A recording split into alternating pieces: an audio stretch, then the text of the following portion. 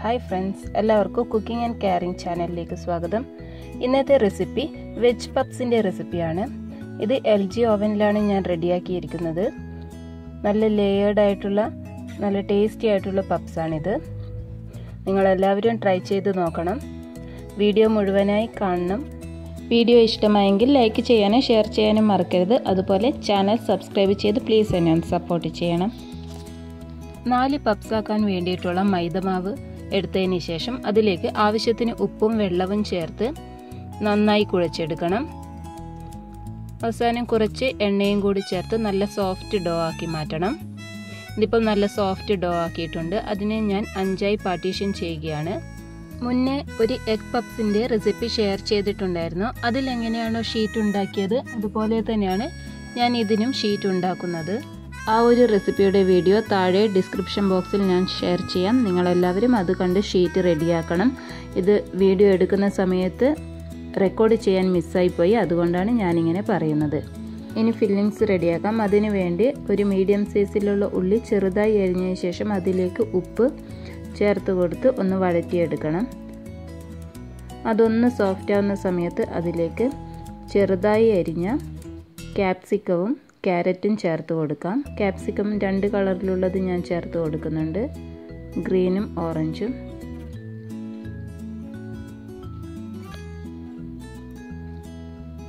Vegetables നിങ്ങളുടെ ഇഷ്ടത്തിനനുസരിച്ച് add ചെയ്യാം. അതിലേക്ക് ഒരു നുള്ള് മഞ്ഞൾപ്പൊടി, 1/2 ടേബിൾ സ്പൂൺ മല്ലിപ്പൊടി ഇവ ചേർത്ത് കൊടുക്കാം. ഇനി ഇതിലേക്ക് ഞാൻ ചെറുതായി പൊടിച്ച് വെച്ചിരിക്കുന്ന പനീറിൻ്റെ പീസസ് കൂടെ തന്നെ വേവിച്ച് വെച്ചിരിക്കുന്ന ഗ്രീൻ പീസും ചേർത്ത് കൊടുക്കുകയാണ്. ഫില്ലിങ്സ് റെഡി ആയിട്ടുണ്ട്. ഇനി ഷീറ്റ് ഫ്രിഡ്ജിൽ നിന്നും ഞാൻ പുറത്തെടുത്തിരിക്കുകയാണ്. ഞാൻ നേരത്തെ മാവ് കൊണ്ട് 5 ബോൾസ് ഉണ്ടാക്കിയിട്ട് അതിൻ്റെ ഒരു ഒറ്റ ലെയർ ആക്കിയിട്ടുള്ള ഷീറ്റ് ഉണ്ടാക്കിയാണ് ചെയ്തിരിക്കുന്നത്. ഈ ഒരു ഷീറ്റ് കൊണ്ട് 4 പപ്സാണ് ഉണ്ടാക്കുന്നത്. ഇനി ഇതിലേക്ക് ഫില്ലിങ്സ് വെച്ച് ഒന്ന് ഫോൾഡ് ചെയ്തെടുക്കണം. ഇത് 2 ഭാഗവും സ്റ്റിക്ക് ചെയ്യുന്നതിന് വേണ്ടിയിട്ട് കുറച്ച് വെള്ളം ഉപയോഗിച്ച് ഒന്ന് സ്റ്റിക്ക് ചെയ്തെടുക്കാം. ഷേപ്പ് നിങ്ങൾക്ക് ഇഷ്ടമുള്ള ഏത് ഷേപ്പിലും വേണമെങ്കിൽ ഉണ്ടാക്കാവുന്നതാണ്. ഇനി ഇതിൻ്റെ മുകളിലേക്ക് എഗ് വൈറ്റ് ഒന്ന് സ്പ്രെഡ് ചെയ്ത് കൊടുക്കാം. ഇതിങ്ങനെ ബ്രഷ് ചെയ്യുമ്പോഴാണ് ശരിക്കും ആ ഒരു ബ്രൗണിഷ് കളർ പപ്സിനൊക്കെ ഉണ്ടാവുന്നത്.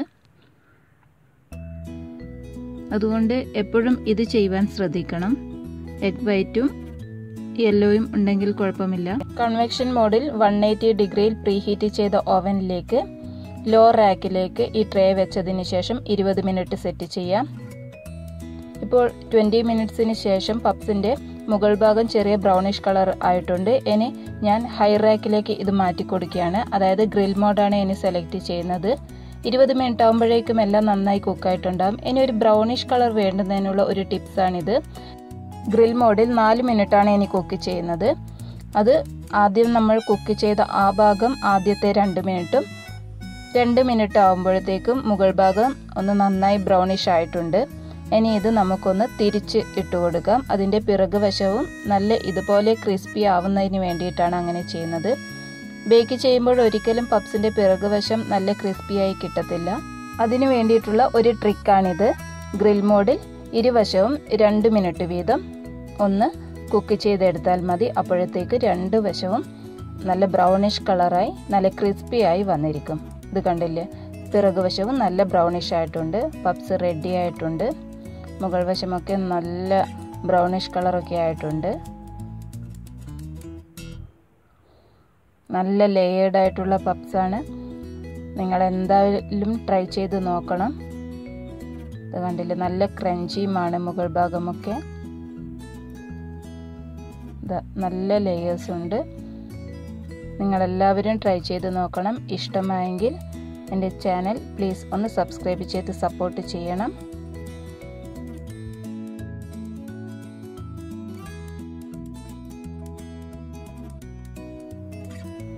Thanks for watching. ഇനി നമുക്ക് അടുത്ത വീഡിയോയിൽ കാണാം.